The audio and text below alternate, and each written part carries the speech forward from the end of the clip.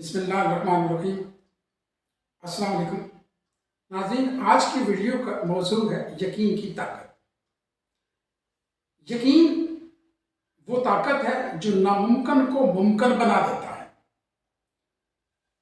آپ یقین کریں، آپ اگر اس ویڈیو کو توجہ کے ساتھ مکمل بڑے غور سے سنتے ہیں تو آپ کے پاس ایک ایسی طاقت آ جائے گی، آپ کو اتنا یقین آ جائے گا کہ آپ کوئی بھی کام دنیا کا ہو جسے آپ آج تک ناممکن سمجھ رہے تھے وہ ممکن ہو جائے گا۔ کوئی بھی دنیا کا کام ہو، اس لیے کہ جن لوگوں نے یقین کیا، یہاں پر میں آپ کو ناٹ اونلی کہ پیغمبروں کی مثالیں دوں اسلام سے، بلکہ مغرب کی مثالیں بھی آپ کے سامنے رکھوں گا کہ خالی یقین جو ہے وہ کتنی بڑی چیز ہے، اور یہ یقین اگر رب پر ہو، قادر مطلق پر ہو، تو پھر کیا ہوتا ہے۔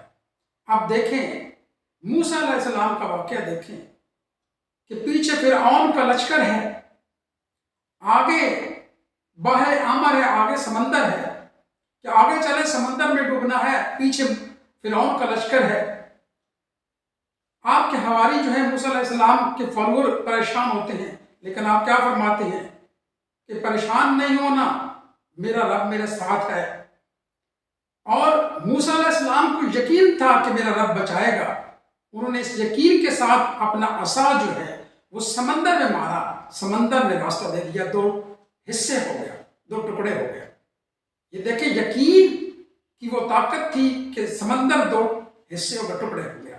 چنانچہ موسیٰ علیہ السلام اور آپ کے جو فالوور جب آگے چلے، آخری بندہ جو ہے وہ پار کر رہا تھا سمندر، اور فرعون کا لشکر داخل ہو رہا تھا۔ جب پورے کا پورا جو ہے فرعون سمیت لشکر اندر داخل ہو گیا تو اللہ پاک نے اس سمندر کو حکم دیا، وہ رواں ہو گیا، وہ غرق ہو گیا۔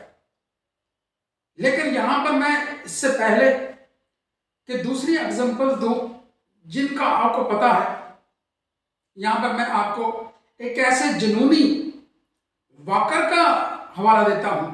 آپ نے ٹائٹ روپ پر بلندی پر واقعہ یعنی چلنے والوں کی کہانیاں سن رکھی ہوں گی، جنونی جو بڑی بڑی آبشاروں کے اوپر ٹائٹ رسہ باندھ کر، پہاڑیوں کے اوپر رسہ باندھ کر ان کے اوپر چلتے ہیں۔ لیکن یہاں پر جرمن باشندہ ہے جان ٹریگر، اس نے تو کمال کر دیا۔ یہ نہ صرف اپنی موٹر سائیکل جو ہے وہ اس رسے پر چلاتا، بلکہ اس نے اپنی بچے اور بیوی کو بٹھا کر بھی اپنی بائک پر جو ہے اس نے رسے پر بائک چلائی، اور 13 اگست 2005 کو تو اس نے کمال کر دیا۔ اس نے 40 میٹر اونچے بندھے ہوئے رسے پر اپنی بائک کو 53 کلومیٹر پر آور 53 کلومیٹر فی گھنٹہ کی سپیڈ سے بائک کو چلایا، اپنی موٹر سائیکل کو چلایا، اور اس طرح ورلڈ ریکارڈ قائم کر دیا، اور اس کا نام Guinness book of world record میں درج ہوا۔ لیکن یہاں بتانے کا مقصد یہ ہے کہ اس بندے نے کئی بڑے مجمع کے سامنے یہ کام کیا، اور Guinness book of world record میں اس کا نام درج ہوا۔ اس نے اس مجمع سے سوال کیا، کیا مانتے ہیں کہ میری پروفیشنل زندگی میں جب سے میں یہ موٹر سائیکل ٹائٹ روپ پر چلا رہا ہوں رسے پر، کوئی حادثہ پیش نہیں آیا، اور میں نے 53 کلومیٹر پر آور کی سپیڈ سے ریکارڈ قائم کیا ہے؟ سب نے کہا ہاں، یس، بالکل، ہم آپ کے فن کو مانتے ہیں، آپ کے پاس لادوال فن ہے۔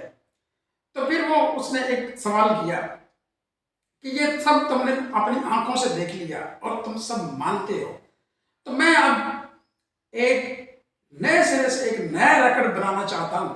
آپ میں سے کوئی ہے کہ وہ میرے پیچھے بیٹھے اور میں اپنے پیچھے بٹھا کر پھر سے میں اس رسے پر سے، یہ 40 میٹر بلند رسے پر سے میں بائک گزارا؟ تو سب کو سانپ سونگ گیا۔ یہ اس کے فن کو مانتے تھے، آنکھوں سے دیکھ لیا تھا، یہ یقین نہیں تھا کہ اب جب ہم بیٹھیں گے تو یہ گر جائے گا۔ گر جانے کو ان کو یقین تھا کہ ہم گر جائیں گے، مر جائیں گے، تو بیٹھنے کو وہ تیار نہیں۔ بالکل اسی طرح یہ اچنبے کی بات نہیں ہے۔ ایک مولانا صاحب جو خطاب کے دوران فرمایا کرتے تھے کہ بسم اللہ الرحمن الرحیم کی وہ طاقت ہے، اس میں وہ اسم اعظم چھپا ہے کہ آپ پڑھیں تو دریا راستہ دے دیتا ہے۔ دریا کیوں نہ راستہ دیتا؟ موسیٰ علیہ السلام نے تو اپنا عصا مارا، سمندر نے راستہ دے دیا۔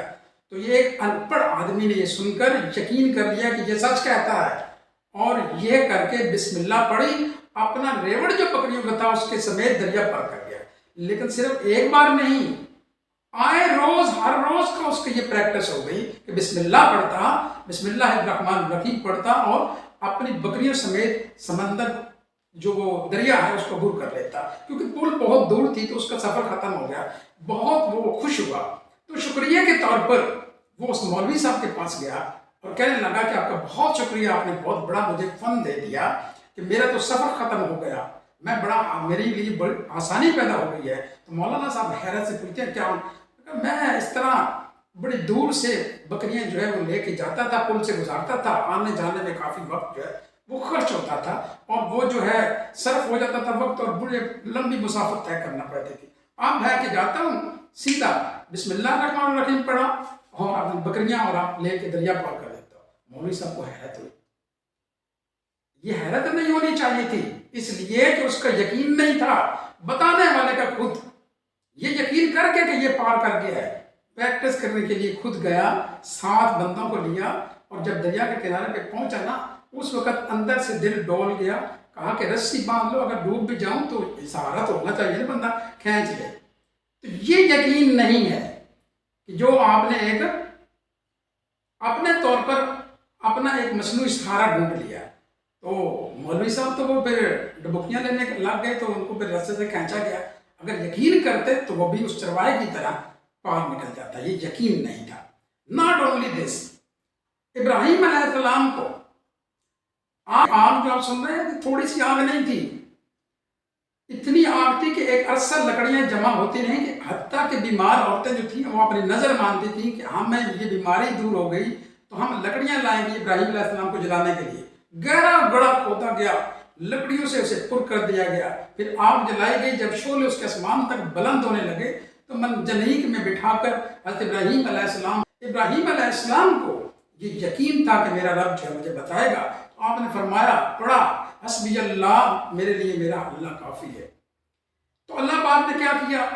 جب ہی اپنے رب کو یاد کیا تو اللہ پاک نے فرمایا، قلنا یا نار کونی بردم و سلاما علی ابراہیم، اے آگ تو ابراہیم علیہ السلام پر ٹھنڈی ہو جا اور سلامتی والی بن جا۔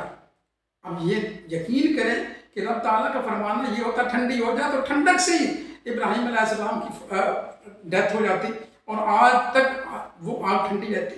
لیکن جس دن یہ فرمایا اس دن کہیں بھی جتنی بھی آگ تھی، نہ صرف وہ آگ ساری کی ساری ٹھنڈی ہو گئی، اور ہر ایک جو جانور تھا وہ بھی آگ بجھانے کی ٹرائی کر رہا تھا سوائے گرگٹ کے، اور فرشتہ جو تھا بارش برسانے والا وہ تیار کھڑا تھا کہ رب کا حکم ہو میں بارش برسا دوں، لیکن رب تعالیٰ نے ڈائریکٹ اپنا حکم آگ کو دے دیا۔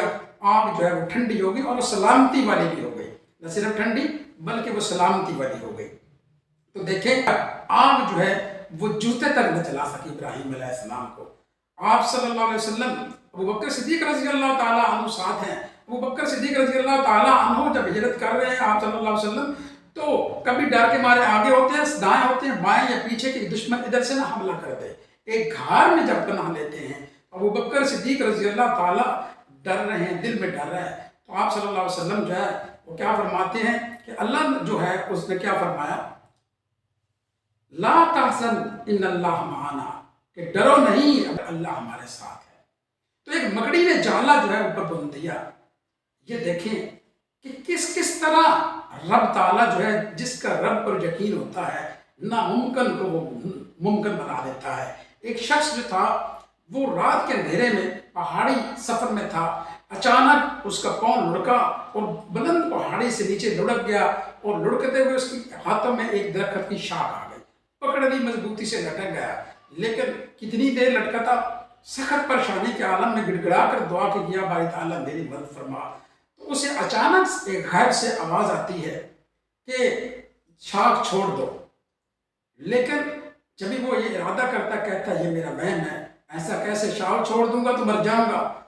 شاخ نہیں چھوڑی تو ہوا کیا کہ ایسے سخت سردی تھی، رات اندھیری تھی، اور وہ کتنی دیر لٹکتے ہوئے اس کی جان جو ہے وہ چلی گئی۔ سو وہ لوگوں نے کیا دیکھا کہ وہ جو شاخ تھی جس سے لٹکا ہوا تھا اس کے پاؤں اور زمین کے درمیان صرف 2 فٹ کا فاصلہ تھا. اگر شارک چھوڑ دیتا تو یقیناً بچ جاتا، لیکن یقین نہیں آیا تو وہ لٹکتے ہوئے اس کی جان چلی گئی. تو یہاں پر چند ایک مثالیں پیش کرنے کی صرف یہ بات تھی کہ ایک شخص جو ہے اس نے 40 میٹر اونچے رسے پر اپنی بائک چلائی لوگوں کے سامنے، لیکن انہی لوگوں میں سے کہا کہ میرے پیچھے بیٹھنے کے لیے تیار نہیں تھے. وجہ کیا تھی؟ ان کا یقین نہیں تھا. یہاں پر لیکن میں یقین کامل کی طرف لے جانا چاہتا ہوں. جو پیغمبروں نے یقین کیا، موسیٰ علیہ السلام نے یقین کیا، سمندر نے راستہ دے دیا. تو جب ہی آپ کا کسی بھی کام جب کرنے کا آپ کا ارادہ ہوتا ہے، آپ کو جب یقین ہو جاتا ہے کہ یہ ہو جائے گا تو وہ ہو جاتا ہے. یہ یقین کی طاقت ہے. اگر آپ کو ویڈیو پسند آئی ہے تو اسے دوسروں تک بھی شیئر کیجئے گا. چینل کو سبسکرائب کرنا مت بھولیے گا. ملاقات ہوتی ہے نیکسٹ ویڈیو میں. اللہ نگہبان. السلام علیکم ورحمۃ اللہ وبرکاتہ.